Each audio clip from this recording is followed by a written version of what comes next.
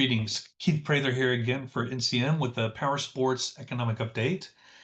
I need to share real fast. Okay, so this month we did see some slight softening in overall power sports demand. I mean, as I talk to dealers, I am hearing that across many markets. I mean, some markets are still doing pretty well, but in May, which is the latest data we have available to be able to build the index, we came in about 86.5, and that was down from 89.6 in the prior month. 3.4% lower month over month, but it still sits about 1.6% higher year over year. And if you look at the long-term trend line, we're now kind of back in line with that long-term trend line. So if you think about the index as a leading economic index and it's looking forward over the next, 6 months, what it's telling you is that we've got a little bit of uncertainty that's kind of kicked in over the summer months. And a lot of that's going to be trade related, tariffs, all those things that we know are pressures in the industry and the marketplace and in the overall economy. But it still stays historically at a pretty high level. So we're still seeing the annual number of units being sold at a pretty high level, despite just some of the weakness that we have felt in the last 30 to 60 days. There we go. Got it working.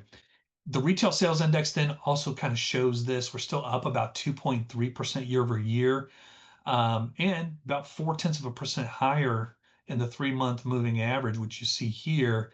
But overall, a little bit weaker growth rate. So this would be the growth rate, a little weaker growth rate than maybe what we saw, early on in the spring. Some of that is seasonality. I know that some of that is going to be other factors that may go along with some of the economic pressure we see, or tariffs, or price increases at the dealer level. But generally, this is still a pretty stable market for now. And I'll give you some ideas on why I think it's even going to get better. Retail spending, first of all, this is the major measure that we watch. We watch this across almost all NCM markets. And what we're looking for is just generally the health of the consumer. And consumer spending typically is going to run 70 to 75% of US GDP growth. So a healthy consumer is a healthy economy. A healthy consumer is obviously a healthy power sports sector. And what we're getting is a pretty decent signal here that shows that growth will continue throughout the year. It's going to feel a little sluggish compared to prior years, but we still have a potential for the second half of the year to be much stronger than expected. We're still going to grow at about 1.2%. Seems lackluster, but there are going to be some nice pockets of growth available out there. So this forecast goes through the end of next year. And you can see on a historical basis that if it continues, you're going to see some new retail spending records that get hit, kind of as we get toward the end of the year. So it'll almost be a peak season retail, new breakout record, total dollars being spent. But in general, we just don't see a lot of pressure at the consumer level here just yet. And this is the big thing that I'm talking about across all the sectors this month, especially when it comes to big ticket purchases like power sports or other sectors. And there's a lot of noise here, but the One Big Beautiful Bill Act, the OBBBA, it's hard to say, is going to provide enough tax benefits to a lot of households, all the way up and down the income spectrum and all the way up and down the age spectrum.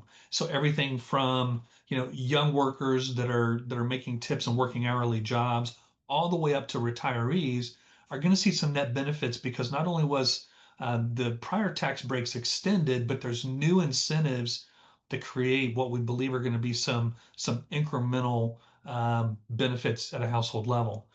So the bottom line is the benefit will be about $7,600 on average per household. Again, some will be a lot more, some will be a lot less. And especially those households over 65 are going to do better. Whether they're prime power sports type equipment buyers or not, it's another story. You might see some growth in, some of the side-by-side action, especially for farmers and some other industries where we're going to see some bigger benefits from the bill. But the average household is going to save about $7,600 a year. When it comes to making a payment on an item like a power sport item, that's plenty. That's going to be enough so that if an average household's thinking about anywhere from $100 to $300 a month in additional payments that they would be making, This will provide that benefit for them. Collectively, we think it boosts retail spending overall, total consumer spending of about 781 billion, which is pretty substantial. And we have to put it in context. We do about more than $1 trillion easily in retail spending alone. So 781 billion is really kind of a drop in the bucket, but it's 781 billion that was going to the federal government that's now going to be going into the private sector, and you are going to see some benefits from that. The other thing I pointed out in some of the other videos, and I want to reiterate here, is that this benefit is a tax benefit that hits in the 2025 tax season, but most people will file their taxes obviously early next year. That's when they'll see the real benefit from the tax cuts. They may not see many of these benefits instantly in their paychecks. So what we're going to count on is what we call animal spirits, people who are just feeling better about their environment, feeling better about overall the economic outlook. And so they decide to start spending money before the actual physical dollar benefit hits their bank account. And with those animal spirits, we don't see them just yet. But obviously, the bill is only 10 days old, so it still has to sink in. Stories like this have to be told to be able to help the average household know, I mean, what their average benefit is going to be. But as we move forward, I think that story will get out, and as we move into Q3 and Q4, you are going to see that uptick in spending based almost solely on this.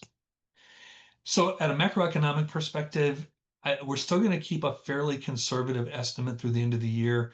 A lot of tariff pressures are still not really being fully realized in the marketplace. One example of that is a lot of purchasing managers who were buying equipment or buying parts or components. They were either getting supplier discounts or they're seeing some discounts up and down their supply chains, so they didn't have to really pass on the full impact of tariffs. The other factor is that we really haven't felt the full impact of the tariffs yet. Most countries still have a 10% tariff in place. We only see a few items, still in aluminum tariffs that are really kicked in now. You won't get copper tariffs until the end of the month, and then many countries won't see those higher reciprocal tariffs until the end of the month either. We won't see those kicked in until August 1st. So that, I mean, China's obviously feeling the 55% tariffs now, but a lot of those suppliers are doing some deep discounts and helping wipe out the tariff impact. So again, we don't see it at a consumer level. We just got a lot of household level inflation. We also got producer inflation, and neither one was overheating and neither one was showing significant tariff pressures.